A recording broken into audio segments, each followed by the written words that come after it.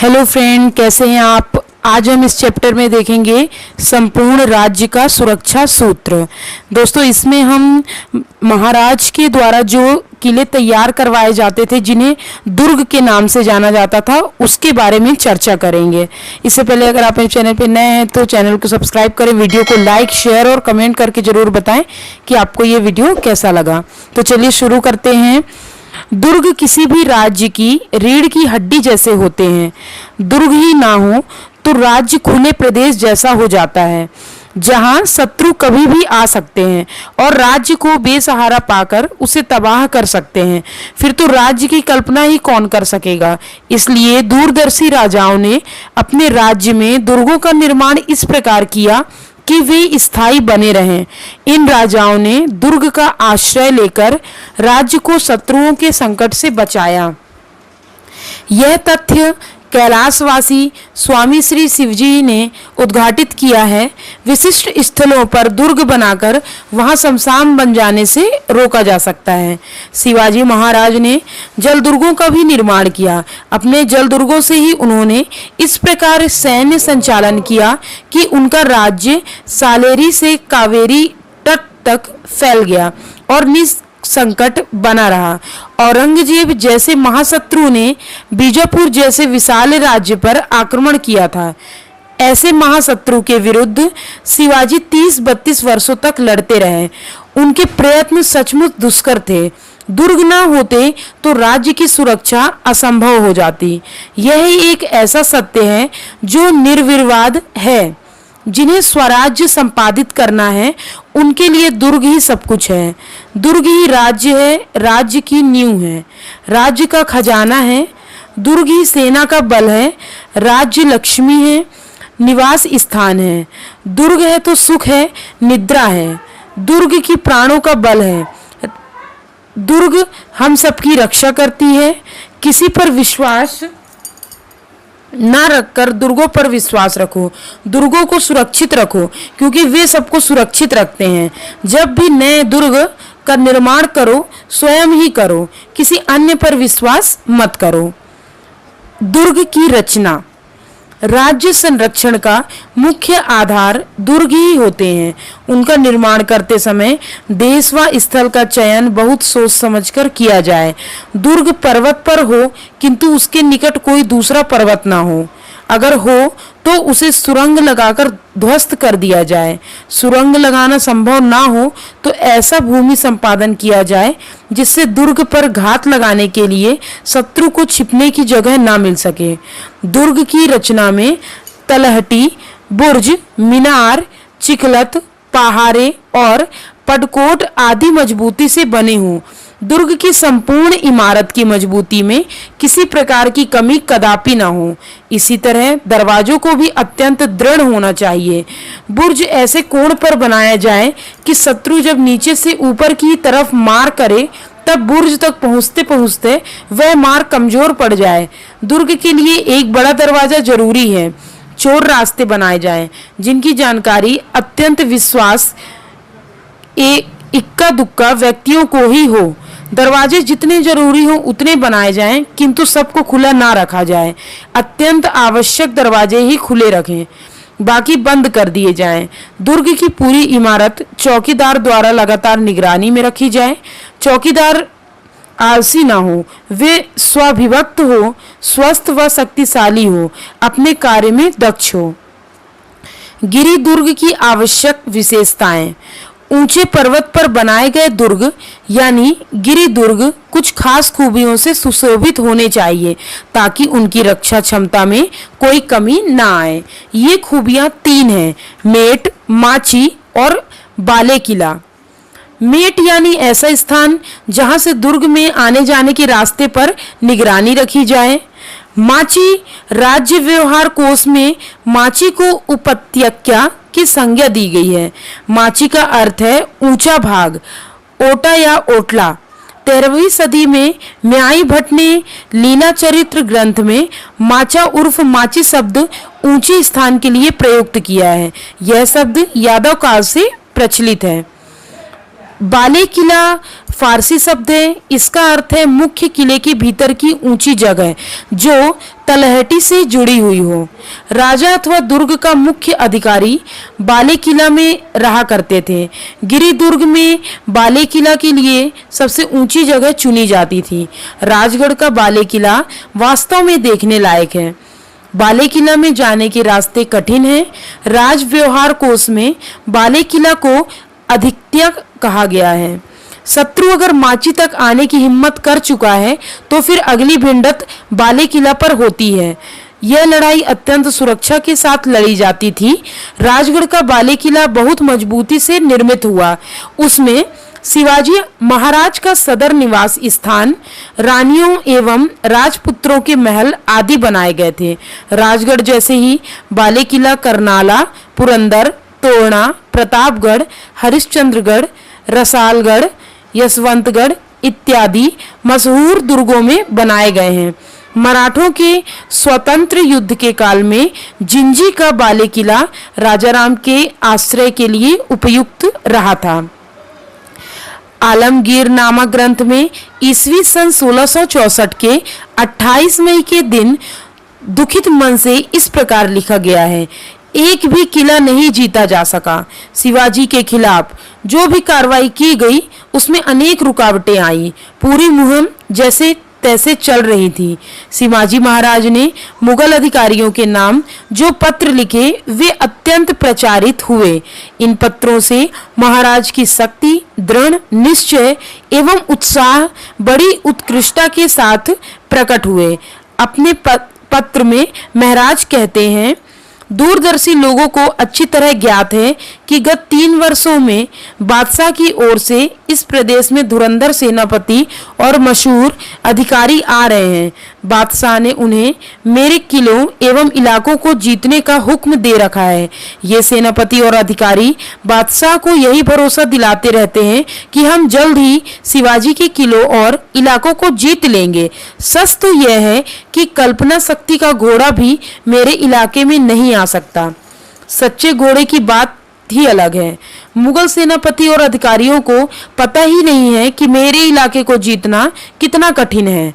वे ने सेनापति और अधिकारी बादशाह से झूठ बोलते हैं। मेरे इलाकों में कल्याणी और बीदर जैसे स्थान नहीं हैं जो मैदानी जमीन पर हों। मेरा राज्य तो पर्वत की श्रृंखलाओं से भरा है। इस प्रदेश में 60 किले हैं। इनके जैसे कुछ किले समुद्री किनारे पर भी हैं। अफजल खान बहुत बड़ी फौज लेकर आया, लेकिन वह असहाय देखता रह गया और उसका नाश हुआ। अफजल खान की मौत के बाद अमीर उल उमरा शाइस्ता खान ऊंचे पर्वतों और गहरी खाइयों में बसे मेरे प्रदेश में दाखिल हुआ। 3 वर्षों तक मुझसे जीतने के लिए लड़ता रहा। बादशाह से यही झूठ बोलता रहा कि मैं शिवाजी के इलाके को जीत लूंगा। झूठ का वही नतीजा हुआ जो कि होता आया है। उसे यहाँ से निकल जाना पड़ा। शिवाजी के लिए अपना एक एक किला महत्वपूर्ण था। यदि कोई कहता कि किलों पर व्यर्थ पैसा खर्च होता है तो शिवाजी का जवाब था, जैसे बाढ़ खेती की रक्षा करती है वैसे किले राज्य की रक्षा करते हैं। जैसे तंबू को खूंटा गाड़कर मजबूत बनाया जाता है वैसे ही राज्य की मजबूती किलों से है। अभेद्य होने के कारण औरंगजेब जैसों की उम्र गुजर जाएगी मगर हमारे किलों में उनके हाथ नहीं लगेंगे। किलों के कारण धर्म में स्थिरता आती है और राज्य का संपादन भी उचित होता है। हमारे अभेद्य किलों में शत्रु के प्रवेश का प्रश्न ही नहीं है। दिल्ली का बादशाह खुद आएगा तो भी यह 360 नए पुराने किले हैं। एक एक किला एक एक साल तक लड़कर जीतेगा तो भी 360 साल लगेंगे। चीन की दीवार गुलामों ने चीनी थी। उन गुलामों पर जो अत्याचार हुए थे इसका ब्यौरा हम पहले दे चुके हैं। उसके उल्टे महाराज के किले चिनवाने की क्या नीति थी यह इस पत्र से स्पष्ट होता है, जो शिवाजी 22 सितंबर 1677 के दिन चेन्नई के फोर्ट सेंट जॉर्ज के ब्रिटिश गवर्नर सर W.M. लैंगहॉर के नाम इस प्रकार लिखे थे। कर्नाटक में आने के बाद हमने अनेक दुर्ग जीते हैं। अनेक दुर्गों में नया निर्माण कार्य किया जाना है। तोप ले जाने के लिए बड़ी गाड़ियां बनवाने वाले लोग, सुरंग बनाकर चट्टानें तोड़ने वाले लोग आपके पास अवश्य होंगे, जिनकी हमें जरूरत है। हमारे पास ऐसे लोग हैं तो सही, किंतु हमने उन्हें दूसरे कामों में लगा रखा है। ये लोग गोवा और बेंगलुरु से हैं। उन्हें वापस इस काम के लिए बुलाना मुश्किल है। नए लोग चाहिए। 20-25 ना मिले, 5-10 भी मिल जाए तो हम उन्हें अच्छी वेतन पर रख लेंगे। जितने भी लोग मिलेंगे उन्हें हमारे पास भेजें, हम आपके आभारी रहेंगे। अंग्रेजों का वकील हेनरी ऑक्सीडेंट शिवाजी के राज्याभिषेक समारंभ के समय रायगढ़ में उपस्थित था। रायगढ़ की अभेद्यता देखकर वह बहुत प्रभावित हुआ था। अपनी दृष्टि से उसे जिब्राल्टर की उमेद चट्टान के अजेय माने जाते किले की तुलना रायगढ़ के किले से की थी। उसने लिखा था, सुबह हम ऊंची टोकरी पर पहुंचे। रास्ते में खुदी हुई सीढ़ियां हैं, जहां टेकरी कुदरती तौर पर अवैध नहीं है। वहां 24 फीट ऊंचाई की तलहटी बनाई गई है। 40 फीट के फासले पर एक ऊंचा तलहटी इस प्रकार तैयार किया गया है कि यह किला दुर्भेद्य हो गया। अगर अनाज अत्यधिक मात्रा में भर लिया जाए तो यह किला सारे संसार के विरुद्ध लड़ सकता है। पानी के लिए पत्थरों के तालाब बनाए गए हैं, जहां वर्ष भर पानी रहता है। बड़ा शहर टेकरी की ऊंचाई पर बसा हुआ है। घर सामान्य रूप से बने हुए हैं। अत्यंत ऊंचाई पर शिवाजी का चौरस बाड़ा है। बीच में बड़ी सी इमारत है, जहां बैठकर शिवाजी अपना कार्य देखते हैं। शिवाजी ने अपना राज्य दूर दक्षिण की ओर फैलाया था। मार्च 1677 में उन्होंने भागा नगरी से कुतुब शाह के साथ सुलह की। 9 मई 1677 में वे पोर्ट डालम पोलम पहुंचे। जिंजी का राज पोड्डा पोलम से चलता था। 20 मई को उन्होंने जिंजी पर कब्जा किया। जिंजी का किला उस वक्त आदिलशाही में था और उसका किलेदार था नासिर मोहम्मद। शिवाजी की शक्तिशाली फौज एवं प्रस्तावित धनराशि के कारण नासिर मोहम्मद ने किला बिना लड़े छोड़ दिया। जिंजी का किला कब्जे में आने के बाद शिवाजी महाराज ने उनके व्यवस्थाओं को नए सिरे से संभाला, जिसमें उन्हें 8 दिन लगे। अब उन्होंने रायाजी नलगे नामक मराठा को किला संभालने की जिम्मेदारी सौंपी। बिना एक बूंद रक्त बहाए शिवाजी ने जिंजी का किला हासिल कर लिया। तो इतना महत्वपूर्ण था कि बीजापुर के दक्षिण प्रदेश पर शिवाजी की जीत की शुरुआत इसी से हो गई। रायाजी नलगे को किलेदार बनाने के अलावा शिवाजी महाराज ने तिमाजी केशव को सबनीस और रुद्राजी सालवी को कारखनीस के पद सौंपे। महाराज ने जिंजी के किले को महाराष्ट्र के किलों के समान ही व्यवस्थित किया। तत्कालीन मदुरा एक कैथोलिक पादरी ने अपने दस्तावेज में लिखा है कि शिवाजी महाराज ने इस किले में नई तटबंदी कर चारों ओर खाई खोदी है। किले पर बड़े बड़े बुर्ज भी बनाए हैं। शत्रु पर निशाना साधने के लिए नई जगह तैयार करवाई। ये सारे निर्माण उन्होंने इतने उत्तम तरीके से किए कि यूरोप के कुशलतम कारीगरों ने भी देखकर दांतों तले उंगलियां दबा ली। शिवाजी ने इसके आसपास का प्रदेश अपने अधिकार में ले लिया। विठल पिलदेव गोराडकर को वहां का सूबेदार बनाया। स्वराज्य की स्थापना करके जो तरीके महाराष्ट्र में प्रचलित थे उन्हें यहाँ भी शुरू करने के आदेश उन्होंने दिए।